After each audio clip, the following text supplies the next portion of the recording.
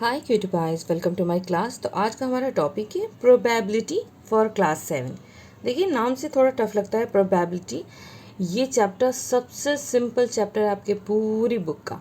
अगर आप ध्यान से समझेंगे तो एक बार में समझ जाएंगे। इसके लिए अलग से कुछ देखने की ज़रूरत या समझने की नहीं पड़ेगी। देखिए, प्रोबेबिलिटी जो मीन है इसका, उसका मतलब है चांस। जैसे कि टुडे विल रेन, आज बारिश होगी कि नहीं होगी। जैसे कि मैच देखते हैं, आज इंडिया मैच जीतेगा या नहीं जीतेगा, मतलब जीत भी सकता है और नहीं भी जीत सकता है। स्कूल अब बच्चे लोग जाते हैं तो रिक्शा वाला या टेम्पो वाला आपको लगा होता है, या तो वो आएगा या तो वो नहीं आएगा। तो ये क्या होते हैं, चांसेस होते हैं, यही कहलाती है प्रोबेबिलिटी। जैसे मैथ्स का पेपर है, बहुत से लोग अब टेस्ट देते हैं, पेपर देने जाते हैं, वो क्या बोलते हैं अपने फ्रेंड से, यार आज लगता है ईजी पेपर आ जाए। तो अगर कोई बच्चा बोलता है नहीं यार मुझे तो लगता है टफ ही आएगा, तो इसके क्या होते हैं, चांसेस होते हैं, या तो होगा या तो नहीं होगा। जैसे कि आपके घर में लाइट चली जाती है, लाइट आएगी अभी या अभी थोड़ी देर में नहीं आएगी या फिर बाद में आएगी, तो ये चांसेस होते हैं कि ऐसा होगा या नहीं होगा। तो ये क्या कहलाती है, प्रोबेबिलिटी। जैसे और इसका जो फॉर्मूला होता है, जैसे प्रोबेबिलिटी किसी चीज़ की निकालनी है तो उसका जो फॉर्मूला है, the number of outcomes upon total number of outcomes. अब ये पूछेंगे बच्चे कि आउटकम्स क्या। देखिए, सिंपल से कोई चीज़ है, जैसे कि 1 to 10 तक के नंबर्स हैं, ठीक है।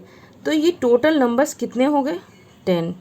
हम किसी एक पर्टिकुलर नंबर की बात करें, जैसे कि हम नंबर 6 की बात करें यहाँ पे, तो वो 6 नंबर 1 to 10 में कितनी बार आया, 1 टाइम।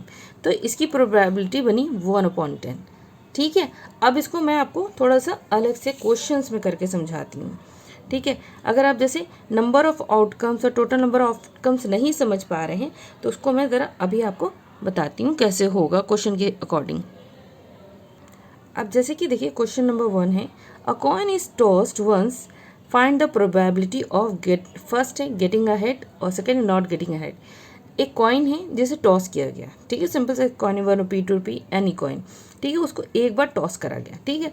उसकी जो प्रोबेबिलिटी होगी या क्या होगी, या या तो हेड आएगा एक बार, गेटिंग अ हेड मतलब 1 टाइम एक हेड आएगा, और हेड नहीं आएगी, उसकी प्रोबेबिलिटी क्या बनती है। देखिए, नॉर्मली तो आप समझ गए कि एक बार टॉस करेगा या तो हेड आएगा या तो टेल आएगा, ठीक है। लेकिन उसको एज अ प्रोबेबिलिटी में कैसे करेंगे, देखिए प्रोबेबिलिटी का फॉर्मूला होता है, अब यहाँ से समझते हैं। हम लिखेंगे probability of getting a head, ठीक है। नंबर 1 वाला सॉल्व कर रहे हैं, ठीक है हम। तो ये जो हेड आएगा, गेटिंग अ हेड, तो इसका फॉर्मूला क्या है, number of outcomes, number of outcomes upon total number of outcomes. ये जल्दी जल्दी लिख रही हूँ तो राइटिंग थोड़ी अच्छी नहीं है, लेकिन समझाने की अब समझिए क्या है। अब यहाँ से आपको समझ में आएंगे। हम किसकी बात करेंगे, हेड की, नंबर ऑफ आउटकम्स। यहाँ पे आउटकम क्या है, हेड कितना है भाई, एक ही हेड है ना टॉस में। जब आप टॉस करेंगे एक हेड और एक टेल है, ठीक है।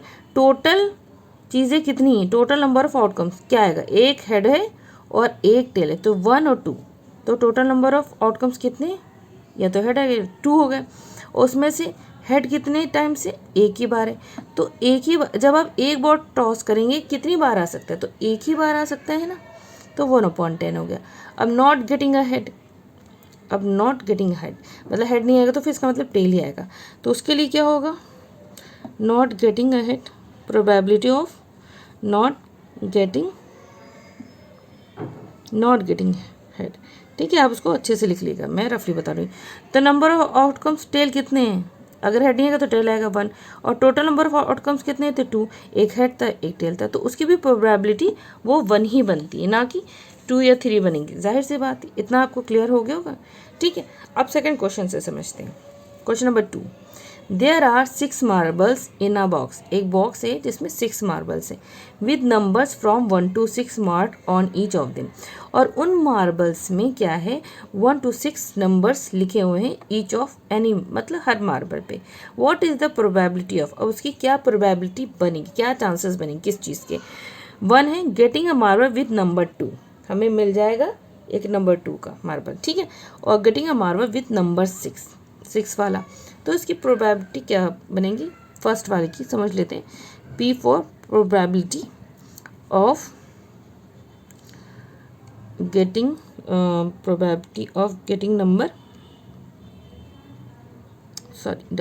Getting number 2।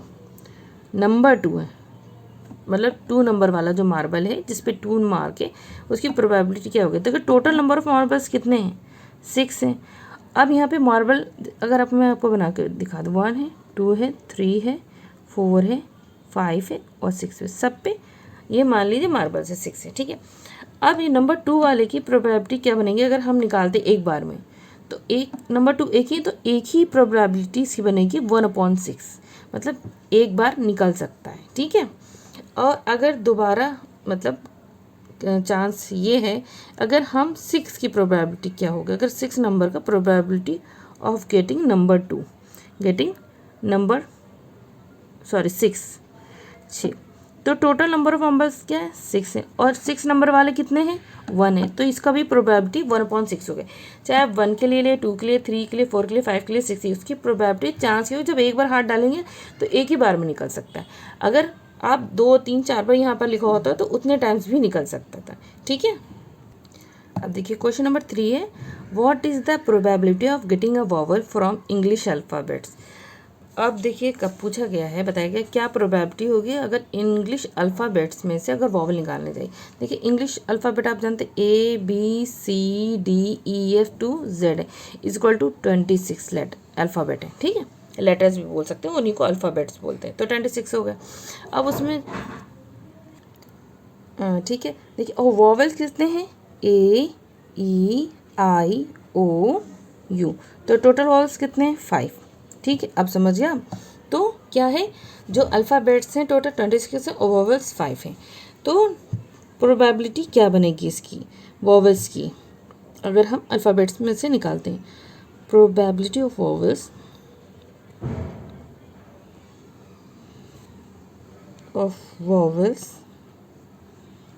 Is equal to, देखिए टोटल नंबर ऑफ जो जिस चीज़ के बारे में पूछा है उसके टोटल नंबर्स कितने, टोटल नंबर्स ऑफ आउटकम्स, हम लिखते हैं यहाँ पे हमेशा आउटकम्स, ठीक है।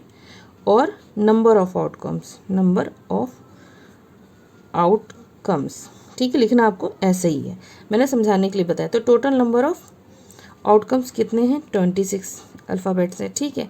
और वॉवल्स कितने हैं, वो आ सकते हैं 5 टोटल, तो 26 में 5 है, तो इसकी जो प्रोबेबिलिटी है 5/6, 26 इज़ द आंसर है। तो इसका आंसर 5/26। आई होप कि आपको थोड़ा थोड़ा समझ में आ रहा होगा। देखिए क्वेश्चन नंबर 4 है, वो समझते हैं। A die is thrown once, die मतलब वो जो डाइस होते हैं जब हम लोग लूडो खेलते हैं, एक बार फेंका जाता है, थ्रो करा जाता है। What is the probability of getting an even number. देखिए डाई में कितने नंबर है, 1, 2, 3, 4, 5, 6, और इन 6 नंबर्स में कितने इवन नंबर्स हैं, 1, 2 एंड 3। आप समझिए, तो फॉर्मूला हमारा क्या है, प्रोबेबिलिटी ऑफ इवन नंबर्स। तो क्या बनेगी probability of even numbers, probability of even numbers, ठीक है। तो टोटल नंबर ऑफ आउटकम्स लिखेंगे, टोटल नंबर ऑफ आउटकम्स, ये फॉर्मूला लिखना ज़रूरी है, एन नंबर ऑफ आउटकम्स। अब समझिए इवन नंबर्स के लिए क्या है, देखिए तो टोटल नंबर ऑफ आउटकम्स कितने हैं, 1, 2, 3, 4, 5, 6, तो यहाँ पे हो गया 6। और नंबर ऑफ आउटकम्स कितने इवन नंबर से, 1, 2, 3, तो 3/6 हो गया, लेकिन 3 1 3, 3 2 6, तो 1/2 इसका आंसर हो जाएगा, ठीक है। सॉल्व भी करना अगर हो सकता है तो इसकी प्रोबेबिलिटी होगी। आई होप आपको ये इतना समझ में आ गया होगा। अब एक question number 5, a bag contains 4 red and 6 white balls, okay, what is the probability of taking out a red ball. हमें बताएगा क्वेश्चन में, एक बैग है जिसमें जो 4 रेड और 6 वाइट बॉल्स हैं, तो उसकी प्रोबेबिलिटी क्या बनेगी अगर एक रेड बॉल निकालने की, मतलब एक बार में अगर रेड बॉल निकाले तो उसकी प्रोबेबिलिटी क्या होगी। तो देखिए तो सॉल्यूशन में देखिए हमारी प्रोबेबिलिटी बनेगी प्रोबेबिलिटी ऑफ रेड बॉल,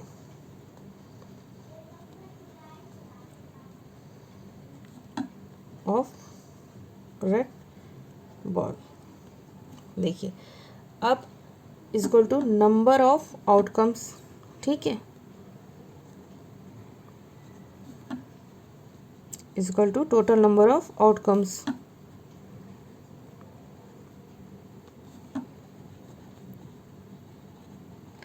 देखिए राइटिंग जल्दी में लिख रही हूँ इसलिए लेकिन आपको समझ में आ रहा होगा, ठीक है।